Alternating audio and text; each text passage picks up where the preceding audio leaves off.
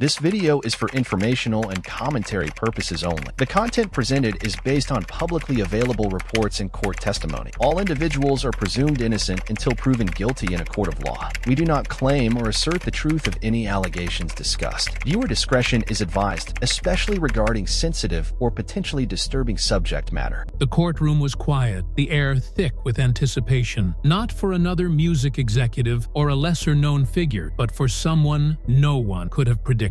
The doors opened, and a murmur rippled through the gallery. Standing in the doorway, dressed in a solemn dark suit, was George Clooney. Even the hardened stenographer hesitated, her fingers hovering above the keys. George Clooney, Hollywood royalty, global humanitarian, and icon of justice, was here to testify against Sean Diddy Combs. His presence alone shattered the illusion of Hollywood's gilded facade, hinting at a world far darker, hidden beneath the surface of fame and endless glamour. What he was about to reveal would leave the courtroom paralyzed and might just change how the world views celebrity forever. Clooney took the stand slowly, deliberately avoiding eye contact with Diddy. His hands were steady, but his jaw was visibly tight. "I never imagined I'd be here," he began, his voice low but firm. "But there are things I've seen, things I can't carry anymore." He explained how he had been drawn into Diddy's exclusive social orbit over a decade ago. It started with lavish parties, then private retreat, eventually evolving into cryptic after-hours invitation. At first, it felt like being inducted into some secret fraternity, Clooney recounted. It was flattering, mysterious. You get invited to places most people don't even know exist. And when Diddy invites you, you show up. That's how it works in our world. The tone shifted dramatically around 2013, when he received a peculiar envelope with no return address. Inside was a single note card. No words, just GPS coordinates and a time, 2 a.m. "I thought it was a prank at first," he admitted. But then a text arrived from an unknown number. "Follow the coordinate. Wear black. No phone." Curiosity, he confessed, outweighed caution. He followed the instructions, driven in a black SUV through winding side streets and industrial zone. Eventually, we stopped in the parking structure of a major theme park. He paused, glancing at the jury. "One I can't name, but millions of families visit every year. That was the first time I entered the cave, and I've never looked at Hollywood the same way since." In that moment, the courtroom wasn't just listening, it was holding its breath. The image of George Clooney, alone in a theme park at 2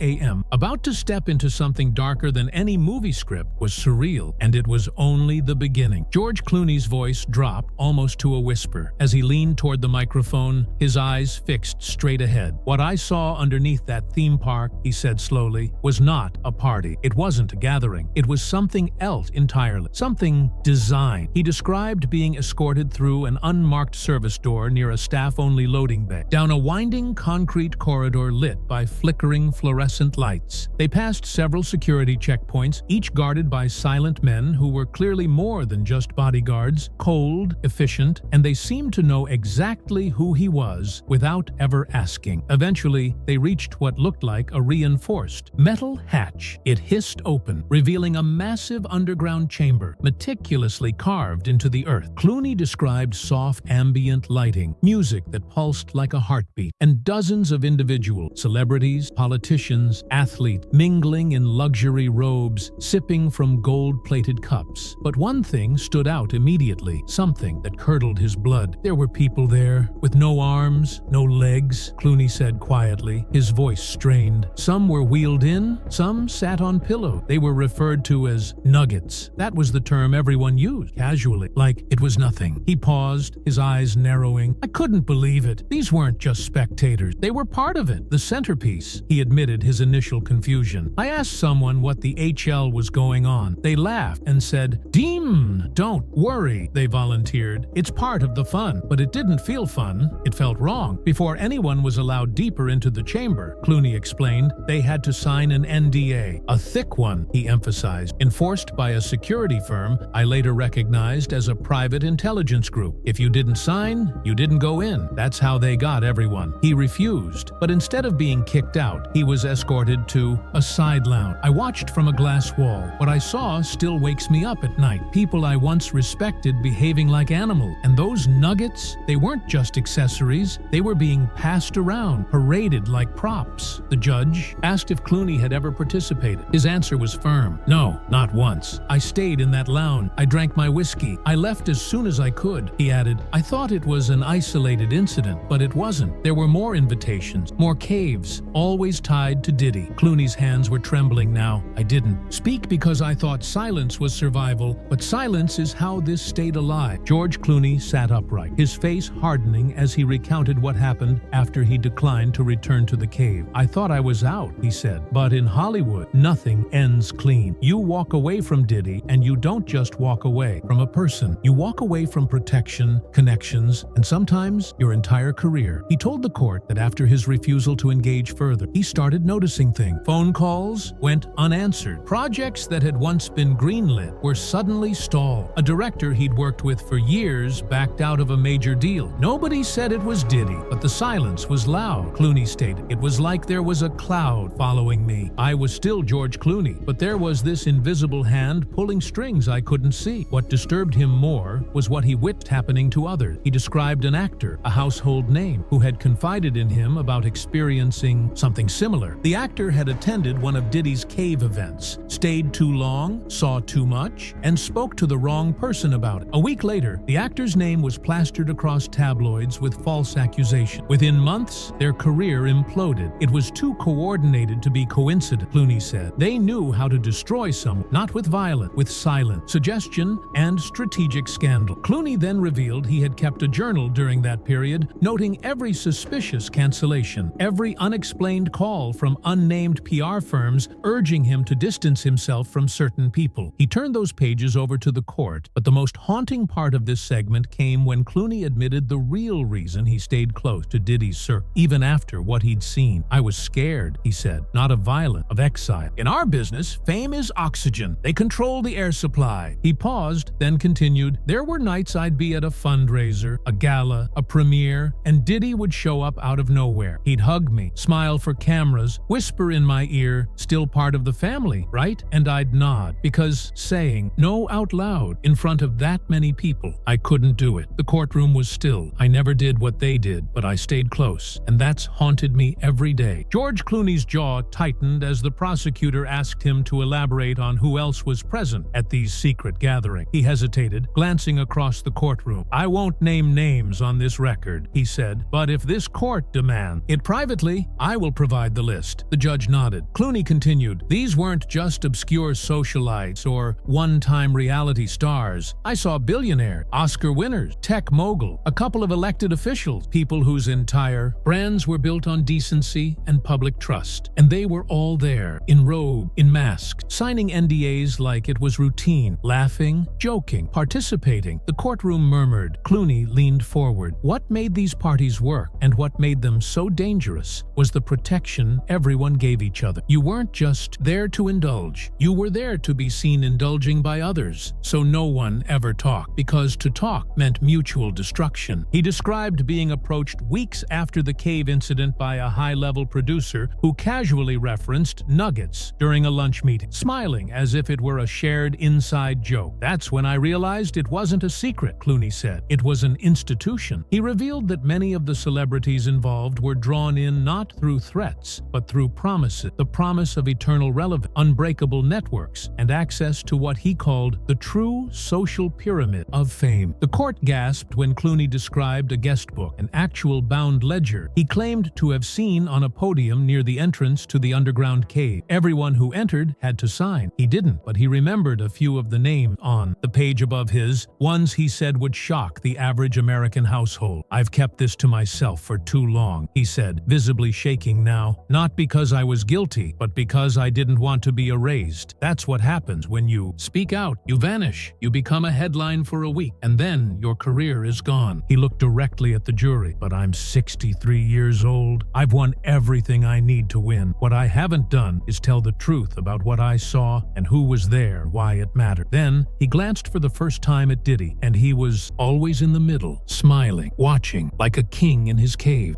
George Clooney's testimony took a sudden, dramatic turn. He reached into a small leather folder his legal team had brought in earlier. With trembling hands, he pulled out a sealed manila envelope and placed it gently on the witness stand. "I debated for years whether to open this," he said, "and when I finally did, it changed everything." He explained that the envelope had been slipped under his door in 2017. No name, no note, just a black wax seal stamped with the letter P. At the time, he was in Lake Como, far removed from Hollywood, trying to live a quieter life. "It was my sanctuary," he said, "but the past always finds a way back." Inside the envelope were 6 glossy photographs. Clooney testified he brought them to the courtroom, though only one had been approved for display. He described the photo: a dimly lit shot from inside the underground cave, grainy but unmistakable. A cluster of recognizable celebrities gathered around what looked like a small sunken stage. In the center of that stage was a single figure on a red pillow. A nugget, no arms, no legs, blindfold. "The image shook me," Clooney said, his voice cracking. "Not just because of what it showed, but because I recognized the man sitting closest to the nugget. It was someone I'd worked with, someone America idolized." He refused to name the man aloud, but he passed the photo to the judge under seal. Clooney continued, "This wasn't a prank. This wasn't some photoshopped smear. It was real, and whoever sent it to me wanted me to know that it was time to choose a side, silence or exposure." He said that moment was his breaking point. He contacted an attorney, prepared a sworn affidavit, and stored everything in a private vault. "I started thinking about my family," he said, "about my wife, my children, what kind of man I was if I just let this continue." Clooney testified that in the years since, he had been approached twice, once at a charity gala and once outside a film premiere, by people who handed him notes that read only "still watching." He kept them both. The prosecutor asked if he feared for his safety. Clooney nodded. "Absolutely, but I'm more afraid of what happens if nobody talks." He looked around the courtroom again and said, "This case isn't just about one man's crimes. It's about a system built on silence. And today, I'm choosing to break mine." George Clooney leaned forward, his voice growing quieter, almost conspiratorial. "I want the court to understand. This wasn't just a cave. It was an operation, designed, engineered, hidden in plain sight." He explained that the entrance to the underground compound wasn't beneath some remote wilderness or obscure warehouse. It was, in his words, strategically built under a family-friendly theme park, one of the